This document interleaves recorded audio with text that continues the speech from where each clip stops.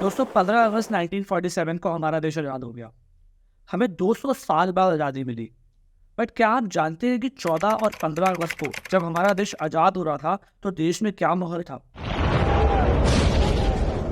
The freedom to burn, loot and murder. क्या हो रहा था उस समय? कहाँ थे गांधी जी? क्यों 15 अगस्त का दिन ही चुना गया? कहाँ थे जवाहरलाल नेहरू? कहाँ थे ब्रिटिशर्स? हिंदू और मुस्लिम्स के बीच में कैसा माहौल चल रहा था? पाकिस्तान और इंडिया दोनों 15 अगस्त को आज़ाद हुए, लेकिन पाकिस्तान फिर भी अपना इंडिपेंडेंस डे 14 अगस्त को क्यों मनाता है? आज हम इस वीडियो में 14 और 15 अगस्त के दिन उस समय क्या हो रहा था ये सब जानने की कोशिश करेंगे। और ये सारे सवाल जो मैंने आपके सामने उठाए, लेकिन बहुत इंटरेस्टिंग सवाल है हिस्ट्री के, इन सारे क्वेश्चंस को आंसर करने की कोशिश करेंगे। तो चलिए वीडियो को शुरू करते हैं। तो दोस्तों 14 और 15 अगस्त 1947 को क्या हो रहा था और इन सारे क्वेश्चंस का आंसर जानने के लिए हमें थोड़ा पीछे जाना पड़ेगा। बात स्टार्ट करते हैं दोस्तों 1857 से। 1857 में भारत की पहली न्यूटनी हुई, जिसने पहली बार भारत को आजाद करने का सपना देखा। आप सबने मंगल पांडे पिक्चर देखी होगी। मंगल पांडे पिक्चर में इस न्यूटनी को काफी अच्छे से दिखाया गया है। तेरी जल्दबाजी में हम सब मारे जाएंगे और अगर हम हिचकिचाए तो पूरा इनकलाब मारा जाएगा। लेकिन मंगल, हम अभी तैयार नहीं हैं। अभी नहीं तो कभी नहीं। लेकिन ये न्यूटनी बहुत ही ज्यादा बड़ी थी।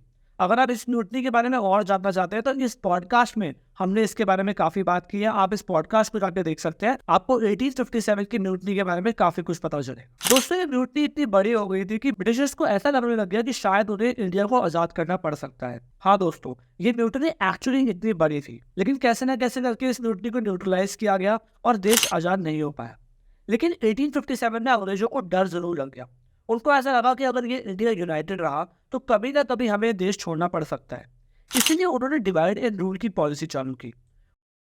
उन्होंने पहली बार हिंदू और मुस्लिम्स को आपस में लड़वाना चालू किया। उन्होंने सोचा कि अगर हमें इंडिया पे राज करते रहना है तो ये बहुत इंपॉर्टेंट है कि इंडिया कभी यूनाइटेड ना हो पाए। और अलग अलग तरीके से उन्होंने हिंदू और मुसलमानों को लड़वाना शुरू कर दिया। लेकिन इसके बारे में डिटेल में कभी और किसी और वीडियो में बात करेंगे। बट ये जानना हमारे लिए सबसे इंपॉर्टेंट है कि 1857 में पहली बार जो उस समय लोग लड़ रहे थे, उन्होंने देश की आज़ादी का सपना देखा।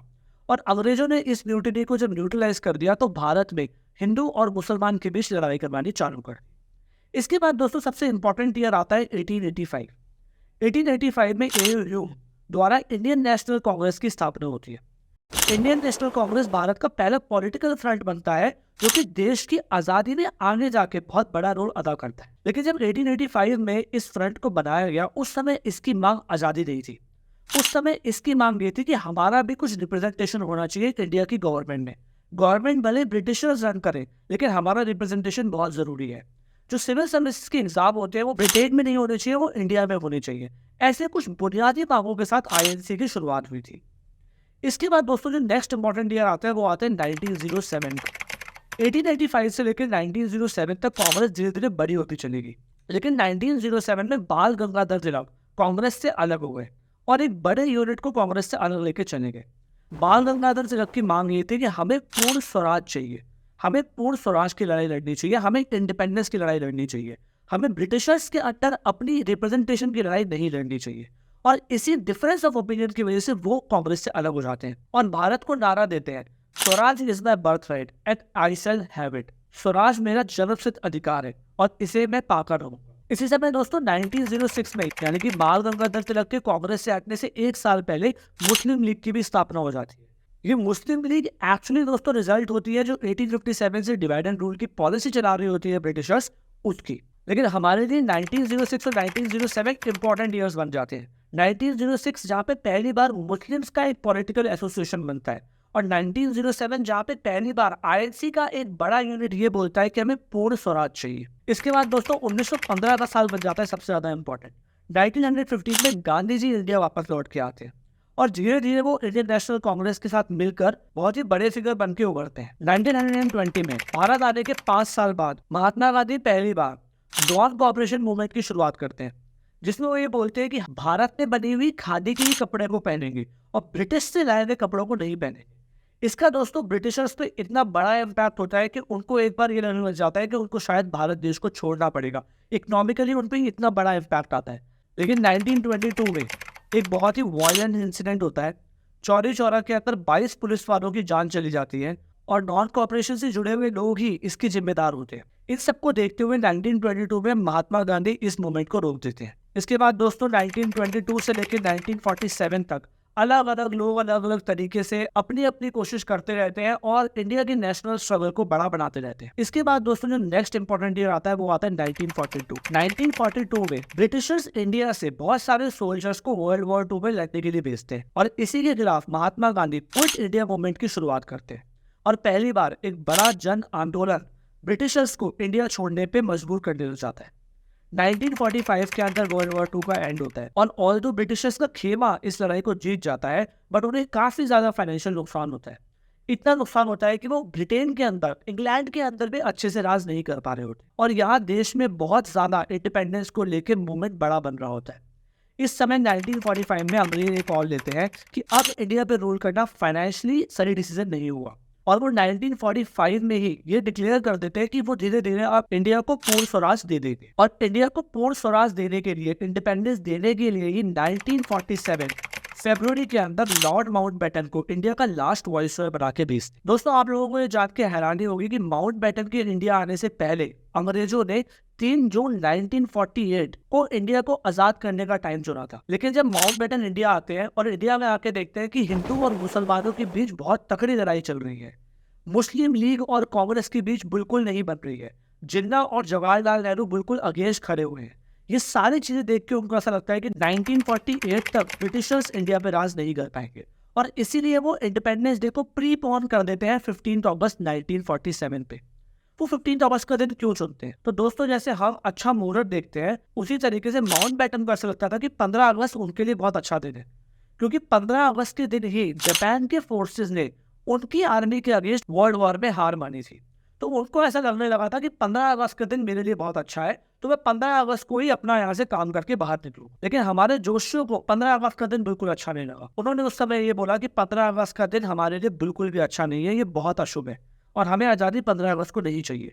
लेकिन लॉर्ड माउंटबेटन इस चीज पे अड़े रहे। इसीलिए उस समय के जोशियों ने जवाहरलाल नेहरू को यह एडवाइस किया कि आप अपनी इंडिपेंडेंस की स्पीच 14 अगस्त को रात को 11:51 पे शुरू कीजिए और 12 बजे पे अपनी स्पीच खत्म कर दीजिए और 12 बजे आप शंखनाद बजा देंगे, क्योंकि हिंदू माइथोलॉजी के हिसाब से 12 बजे अगला दिन नहीं आता है। और अगर जवाहरलाल नेहरू अपनी स्पीच 11:51 को 14 अगस्त को शुरू करते हैं और 12 बजे खत्म कर देते हैं और शंखनाद बज जाता है तो देश को आज़ादी 15 अगस्त से जस्ट पहले ही मिल जाती है। तो इस तरीके से दोस्तों 15 अगस्त चुना गया इंडिपेंडेंस के लिए। अब थोड़ा आगे बढ़ते हैं दोस्तों, 14 अगस्त 1947 की बात करते हैं। 14 अगस्त का दिन था, इंडिया में बहुत ज़्यादा हिंदू और मुसलमानों के बीच में लड़ाइयाँ चल रही थी। सबको पता था कि 2 देश बनने वाले हैं। महात्मा गांधी बंगाल में बैठे हुए थे और अनशन पे थे। वो इंडिया के पार्टीशन के आइडिया को एक्सेप्ट नहीं कर रहे थे और बंगाल में जो हिंदू और मुसलमानों के बीच में लड़ाई चल रही थी उसको सॉल्व करवाने के लिए अनशन पे बैठे हुए थे। जहां एक तरफ बहुत सारे हिंदू जो हिस्सा पाकिस्तान में जाने वाला था उससे इंडिया की तरफ आ रहे थे, वहीं दूसरी तरफ बहुत सारे मुसलमान जो हिस्सा इंडिया में रहने वाला था उससे पाकिस्तान की तरफ जा रहे थे। बहुत सारे लोगों की जाने जा रही थी, माहौल बिल्कुल भी खुशनुमा नहीं था।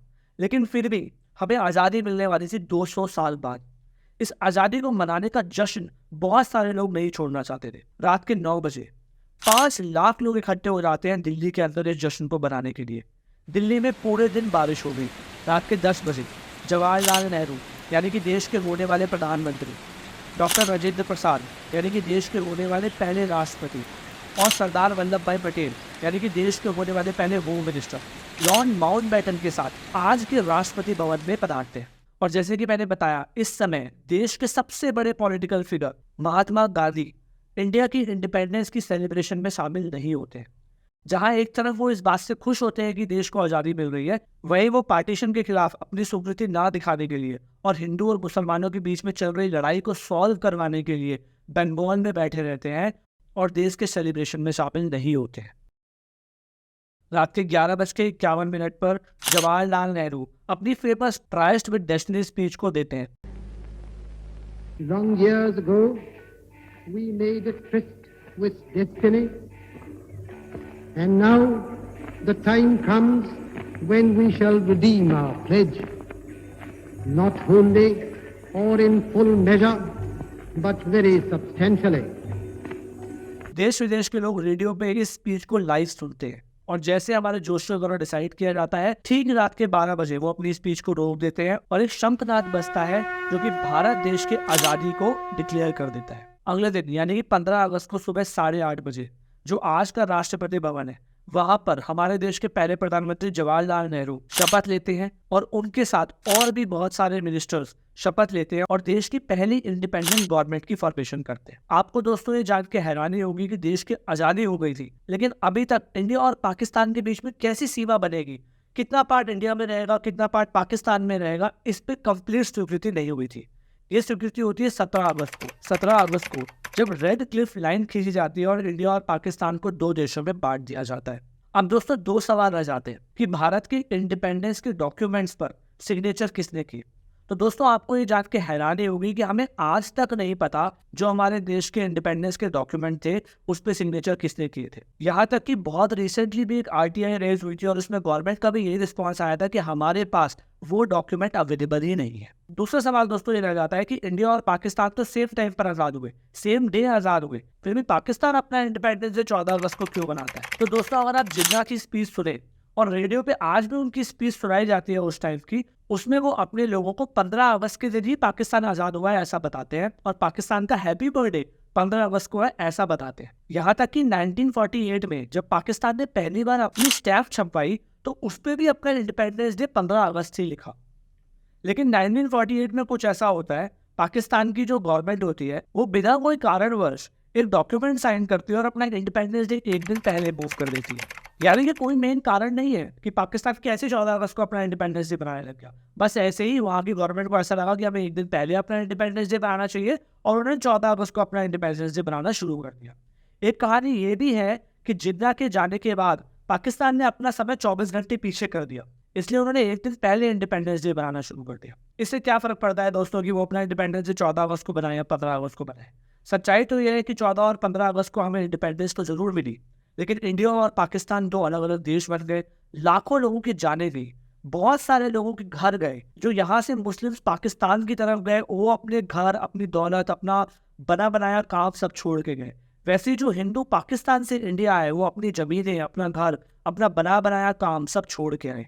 बहुत सालों तक लोगों ने गरीबी का सामना किया, लेकिन धीरे धीरे करके दोनों देशों ने अपनी अपनी ट्रैजेक्टरी ली और आज वर्ल्ड में अपनी एक पोजीशन बनाए रखी है और आज दुनिया में इंडिया और पाकिस्तान दोनों ही बहुत बड़े देश हैं। तो दोस्तों ये थी पूरी इंडिपेंडेंस डे की कहानी। आपको ये वीडियो कैसा लगा ज़रूर मुझे कमेंट्स में बताएं। अगर आपको ये वीडियो अच्छा लगा हो और आप ऐसे और वीडियो देखना चाहते हैं तो प्लीज़ इस वीडियो को लाइक कीजिए, ज़रूर किसी के साथ शेयर कीजिए, चैनल को सब्सक्राइब कीजिए। मिलते हैं अगले वीडियो में, तब तक के लिए खुश रहिए, आबाद रहिए।